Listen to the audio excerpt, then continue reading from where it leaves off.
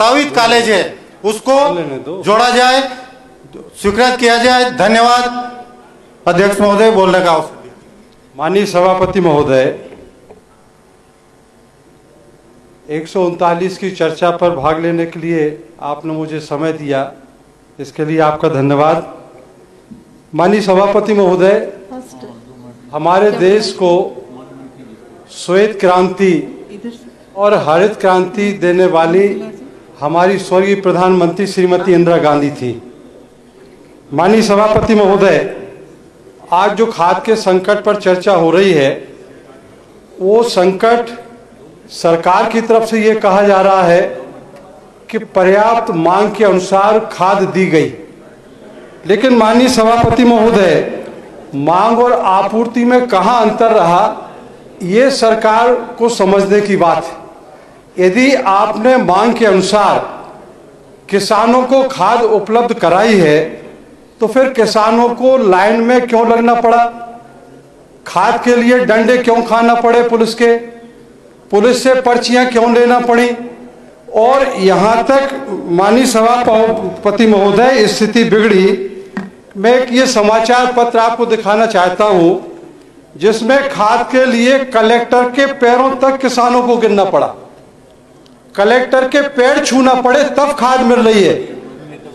आप सोचिएगा कि ये लोकतंत्र में, जहां किसान हमारा भगवान है, आप भगवान कहते हैं किसान को, और भगवान को कलेक्टर के पैरों के नीचे गिरना पड़ रहा है खाद लेने के लिए।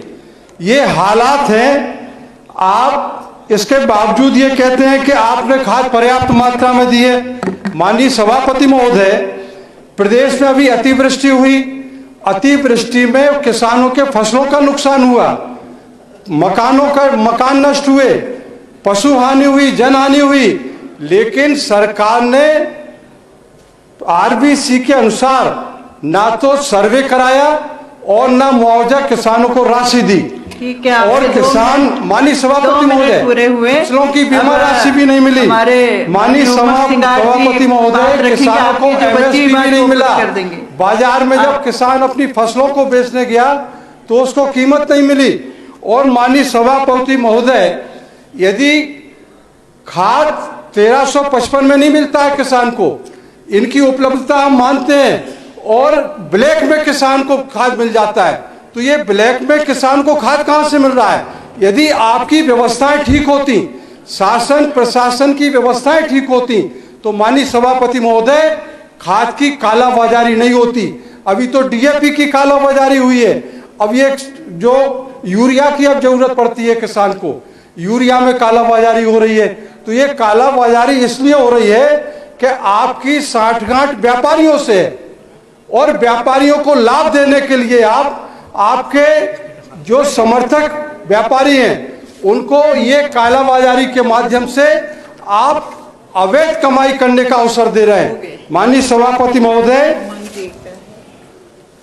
आपने खाद का वितरण सोसाइटियों के माध्यम से क्यों नहीं किया?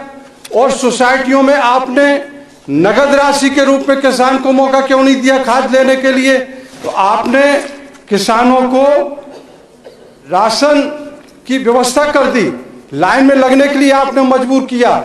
माननीय सभापति महोदय, ये जाम लगने की स्थिति बनी, थाने के सामने 2.5 घंटे चक्का जाम। ये स्थिति, यदि आपने व्यवस्थाएं खाद वितरण की दुरुस्त की होती, तो ये हालात खाद के लिए नहीं बनते आपने। और इसके कारण अध्यक्ष महोदय, ये खाद का जो संकट हुआ, इसके कारण फसलों की पैदावारी भी गिरी है। तो ये हमारे प्रदेश का नुकसान हुआ, किसानों का तो नुकसान हुआ ही है, प्रदेश का भी इससे नुकसान हो रहा है। माननीय सभापति महोदय, अध्यक्ष महोदय, आपके पूरे ग्वालियर चंबल संभाग में यही स्थिति रही, हमारे दतिया जिले में भी यही स्थिति रही कि लोगों को लाइन के लिए लगना पड़ता है, खाद के लिए डंडे खाना पड़ते हैं। तो ये हालात आपकी, और इसके कारण माननीय अध्यक्ष महोदय, कानून व्यवस्था बिगड़ी। कानून व्यवस्था बिगाड़ने वाला आपका शासन प्रशासन है, जिसने लाइनों में लगने के लिए मजबूर किया और पुलिस के माननीय डंडे नेता खाने के लिए प्रतिपक्ष को मजबूर बोलना किया है, है। वो इसके लिए आपकी निश्चित रूप बची हुई से बात है, बोल आपकी दें। असफलता है। माननीय अध्यक्ष महोदय, आपने समय दिए, धन्यवाद।